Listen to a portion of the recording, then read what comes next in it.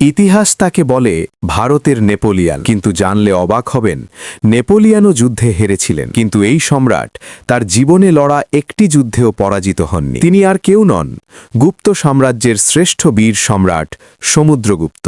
একজন দক্ষ কবি এবং সঙ্গীত শিল্পী হওয়ার পাশাপাশি তিনি ছিলেন একজন অপরাজেয় রণকৌশলী। উত্তর ভারতের ৯ জন রাজাকে পরাজিত করে তিনি সরাসরি নিজের শাসনে আনেন এবং দক্ষিণ ভারতের ১২ জন রাজাকে পরাজিত করেও তাদের রাজ্য ফিরিয়ে দিয়ে বীরত্বের এক অনন্য দৃষ্টান্ত স্থাপন করেন। তার এই বিশাল বিজয়ের কাহিনী খোদাই করা আছে এলাহাবাদ স্তম্ভের প্রয়াগ প্রশস্তি শিলালিপিতে। তিনি শুধুমাত্র তলোয়ার দিয়ে নন, তার স্বর্ণমুদ্রায় তাকে বীণা বাজাতে দেখা যায়, যা প্রমাণ করে তিনি শিল্প ও সাহসের এক দুর্লভ সংমিশ্রণ ছিলেন।